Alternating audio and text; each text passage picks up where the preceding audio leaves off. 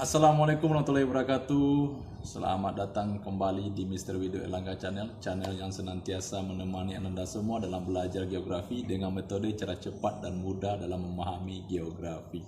Untuk itu, tonton terus video ini sampai habis. Do not skip this video dan jangan lupa untuk menekan tombol subscribe, like and share karena itu semua gratis. Selamat belajar Anda semua and have fun.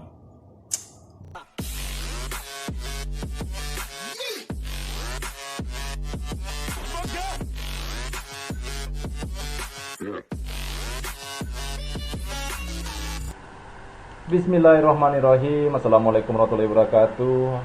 Ketemu lagi di Mr. Widow Erlangga Channel yang senantiasa menemani Anda semua dalam belajar geografi dengan metode cara cepat dan mudah dalam memahami geografi. Anda semua, untuk materi dinamika litosfer dan dampaknya terhadap kehidupan ini sudah memasuki part keempat yang sudah kita bahas. Ada part 1 tentang tenaga geologi endogen tektonisme, part 2-nya tenaga geologi endogen vulkanisme. Di part 3 kemarin kita sudah bahas tentang tenaga geologi endogen seisme dan tenaga eksogen pelapukan. Kali ini kita akan lanjutkan dengan tenaga geologi eksogen, yakni erosi atau pengikisan. Kita akan lihat dulu secara definisi.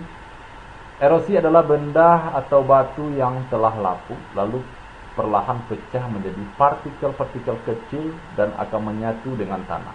Setelahnya, tenaga eksogen yang bisa muncul adalah erosi. Erosi merupakan proses pengikisan permukaan bumi oleh media yang melibatkan pengangkatan partikel batuan. Berdasarkan penyebabnya, erosi dibagi menjadi 4. Ada erosi ablasi, ada erosi abrasi, ada erosi korosi atau deflasi, dan ada erosi korosi. Semua pakai si semua enak ya. Satu-satu akan kita bahas apa itu erosi abrasi, ablasi, deflasi, korosi, dan korosi nantinya ya, atau eksarasi ya. Oke, Anda semua, kita akan lihat pertama itu tentang erosi ablasi. Jadi kalau ablasi ini erosi yang disebabkan oleh air sungai atau hujan ya. Ini Anda semua misalnya jalan, sungainya mengalami volume air, kemudian lama-lama dikikis. Nah, kita lihat gambar ini, jalannya sudah hancur akibat aliran sungai yang mengikis atau yang menyebabkan erosi atau dikenal dengan erosi ablasi. Ada 4 di sini. Ada erosi percik, jatuhnya air hujan dan mulai mengikis tanah. Ada erosi lembah, tanah bagian atas yang terkikis kesuburannya mulai berkurang. Ada erosi alur, kikisan tanah tadi mulai membentuk alur sebagai tempat mengalirnya air. Erosi parit, terbentuk parit atau lembah karena kikisan dari aliran air terus menerus. Jadi erosi ini juga butuh waktu ya. Juga dalam menjangka waktu yang lama, tapi ya pasti ya, akan menimbulkan bentuk, apakah sungai bentuk aliran baru ya, jadi apakah merusak tatanan bisa kehidupan kalau kita tidak cegah gitu ya. Jadi yang terjadi kita lihat di gambar ini adalah jalan yang rusak akibat erosi ablasi yang disebabkan oleh air sungai. Kemudian kita akan lihat erosi abrasi. Mungkin ini sudah Anda kenal semua oleh pengikisan pantai yang disebabkan oleh gelombang laut. Itu yang secara definisi. Jadi memang air lautnya yang berperan penting untuk mengikis ya,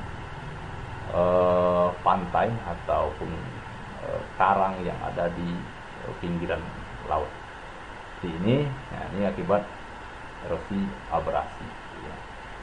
Tebing di pinggir pantai juga umumnya terbentuk karena adanya gesekan dari gelombang laut yang membentuk. Goa-goa yang ada di pantai juga biasanya terjadi karena abrasi. Ya, itulah erosi abrasi. Jadi harus bisa yang bisa membedakan ya ablasi dengan abrasi. Bedanya R sama L itu harus bisa. Kalau ablasi berarti air sungai, atau air hujan. Kalau abrasi itu air laut. Kemudian yang ketiga, korosi atau deflasi. Korosi atau deflasi merupakan erosi yang disebabkan oleh angin. Kedua-duanya sama, yang berperan penting adalah angin ya.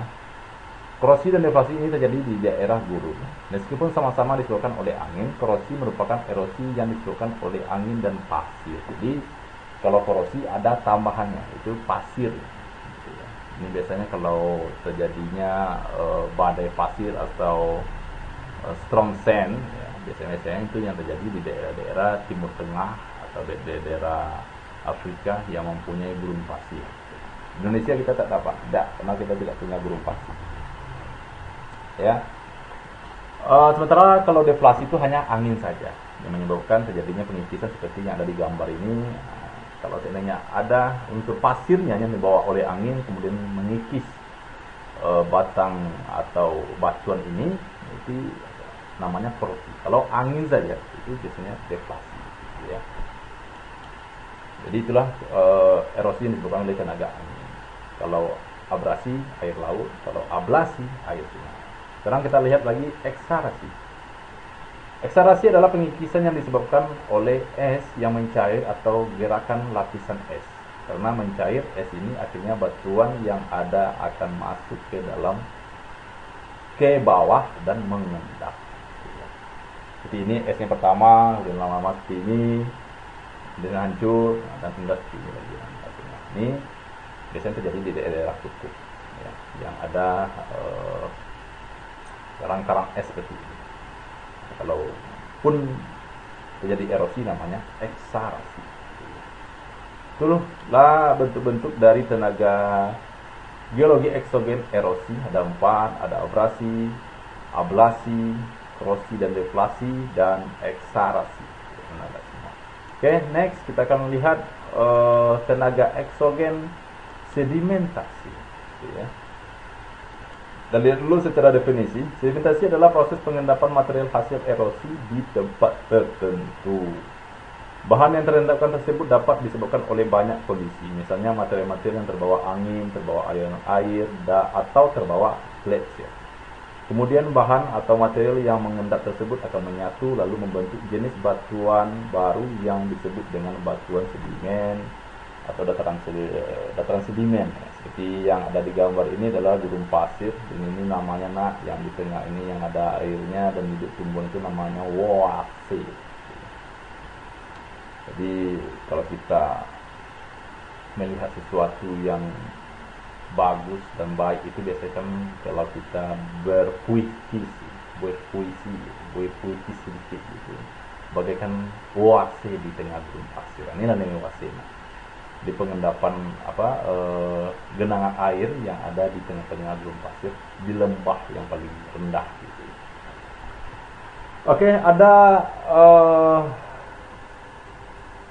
3 tenaga atau jenis dari sedimentasi. Ada sedimentasi akuatis, kemudian ada sedimentasi marine, kemudian ada sedimentasi aeolis. Ya, seperti yang akan kita lihat. Pertama kita akan lihat dulu sedimentasi akuatis. Adalah sedimentasi pengendapan materi yang terbawa oleh air, gitu ya. Jadi yang bertindak ini adalah air, pakai sungai, air hujan, seperti yang ada di gambar ini, dan namanya ini delta. Delta itu adalah pulau-pulau kecil yang terbentuk di muara sungai. Ini biasanya hasil dari sedimentasi akuatis, gitu ya. Hasil dari sedimentasi akuatis adalah kipas aluvial atau dataran banjir, kemudian delta, ada banyak ya.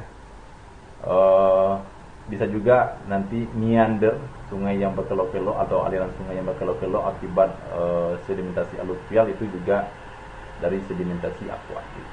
Ya, Oke, kita akan lihat sedimentasi marine. Dari namanya kita tentu sudah tahu, marine itu adalah laut atau penting. Sedimentasi atau yang juga sering disebut sebagai sedimentasi air laut merupakan proses pengendapan material yang terjadi karena adanya material yang terbawa oleh gelombang air laut. Oleh karena itu, hasil dari sedimentasi marine antara lain adalah tumpukan karang dan tombolo.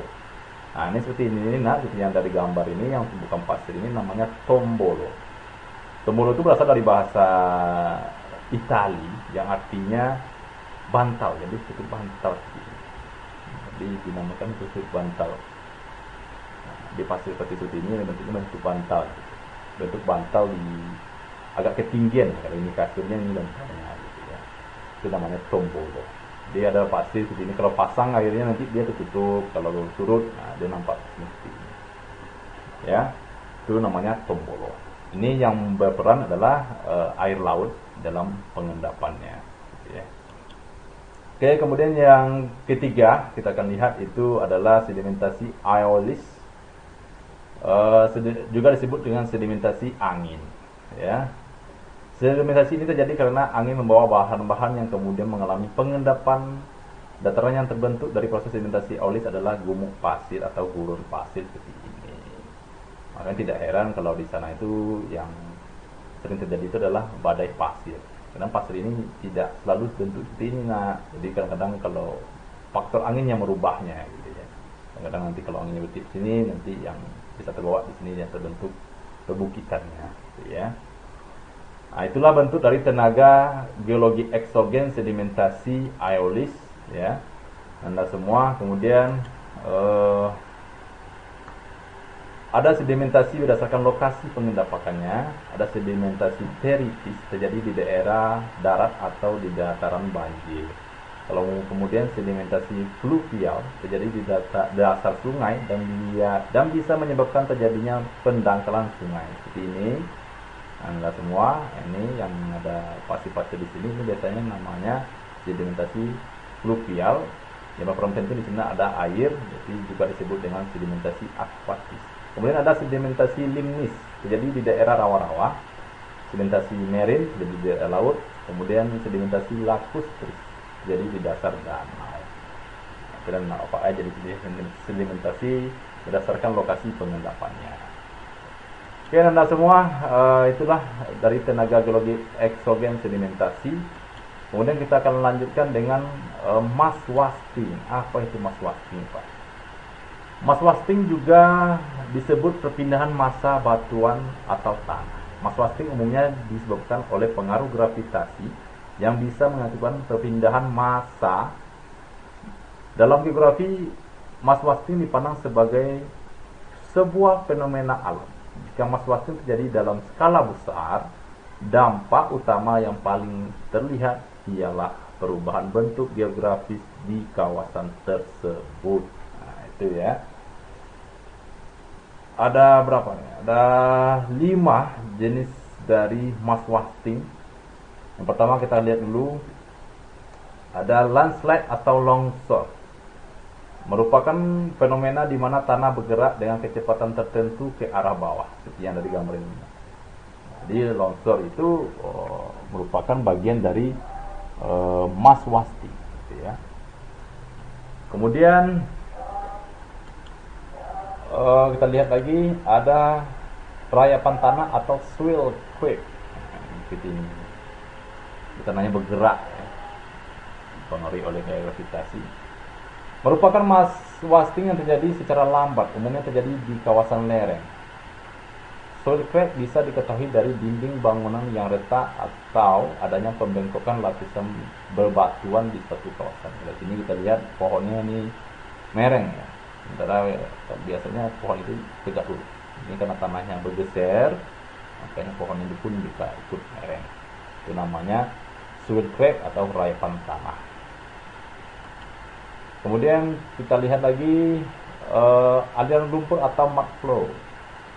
Ya, seperti ini.